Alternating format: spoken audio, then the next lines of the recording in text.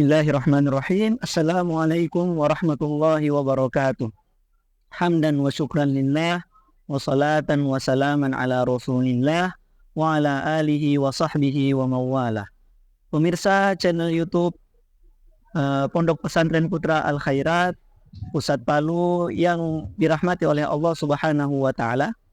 Tema kita pada malam kali ini adalah mengenal macam-macam hawa nafsu. Pemirsa yang berbahagia, Allah Subhanahu wa taala menciptakan manusia tentunya dengan berbagai macam kekompleksitasan yang ada. Salah satunya adalah ada hawa nafsu yang ditanamkan oleh Allah Subhanahu wa taala ke dalam diri manusia. Namun seringkali kita bertanya-tanya, untuk apa Allah Subhanahu wa taala menciptakan yang namanya hawa nafsu yang kerap kali menjadi biang kerok dari semua permasalahan, semua perbuatan dosa yang dilakukan oleh manusia. Ini semua karena Allah Subhanahu wa taala ingin memberikan ujian dan juga terdapat hikmah yang sangat besar di balik terciptanya hawa nafsu. Maka kita perlu mengetahui apa semua hawa nafsu yang Allah Subhanahu wa taala ciptakan dan tanamkan di dalam diri kita. Hawa nafsu yang pertama adalah yang namanya nafsu hewani, yaitu segala hasrat keinginan manusia dalam memenuhi kebutuhan-kebutuhan biologisnya. Maka di sini terdapat keinginan kita untuk makan, terdapat keinginan kita untuk minum, terdapat keinginan kita untuk berketurunan, termasuk keinginan kita untuk bersenang-senang, mencari rezeki, dan hal-hal yang lainnya. Ini semua terdapat di dalam nafsu hewani.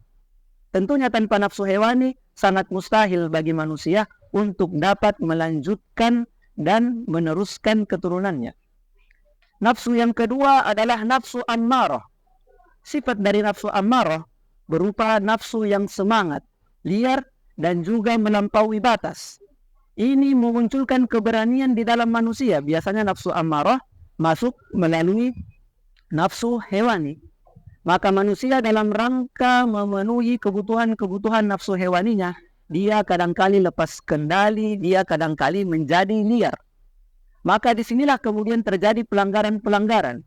Maka Allah Subhanahu wa taala pun menciptakan yang namanya nafsu mulhamah.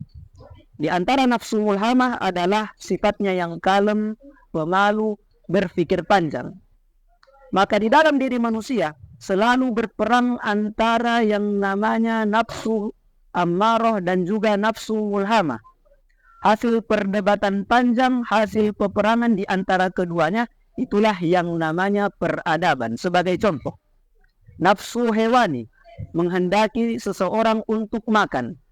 Ketika melihat buah yang tinggi di atas pohon, nafsu ammarah pun dengan segala keberanian, dengan segala keliarannya, menyuruh, memerintah manusia untuk segera memanjat pohon yang dimaksud. Namun di sini nafsu mulhamah hadir sebagai rem, mengajak manusia untuk berpikir, kalau seandainya dia naik ke puncak pohon kemudian jatuh, maka otomatis perbuatan tersebut akan membahayakan dirinya. Hasil perdebatan panjang di antara keduanya menciptakan atau memaksa manusia untuk menciptakan yang namanya alat. Maka kemudian diciptakanlah yang namanya tangga untuk kemudian manusia dapat ke puncak pohon secara aman tanpa membahayakan dirinya sendiri.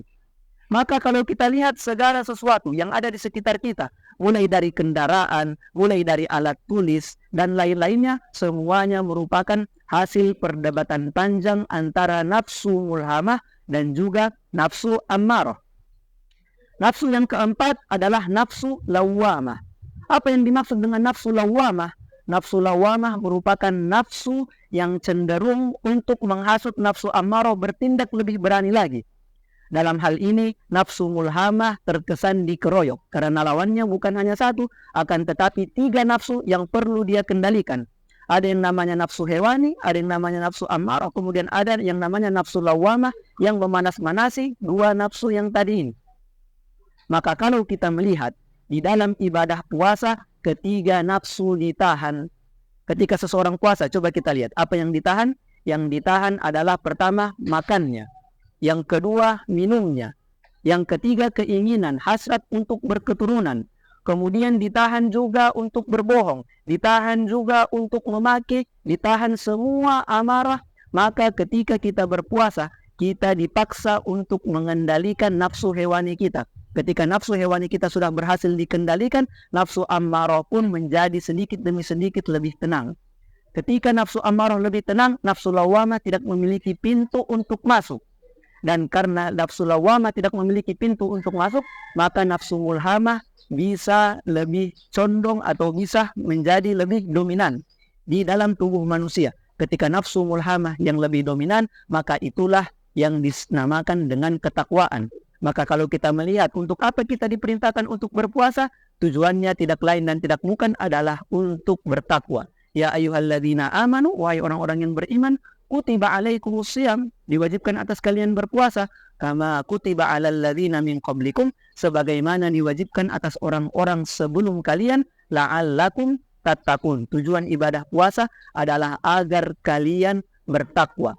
Kalau ketakwaan sudah muncul dan juga mengontrol segala hawa nafsu di dalam tubuh kita, maka muncul nafsu yang kelima, yaitu nafsu mutmainnah. Allah Subhanahu wa taala berfirman, ya ayyatuhan nafsul mutmainnah, wahai pemilik jiwa-jiwa yang tenang, irji'i ila rabbiki radiyatan mardiyah, kembalilah kepada Tuhanmu dengan penuh keridhaan. Fadkhuli fi ibadi, masuklah ke dalam golongan hamba-hambaku, wadkhuli jannati, dan masuklah ke dalam surgaku.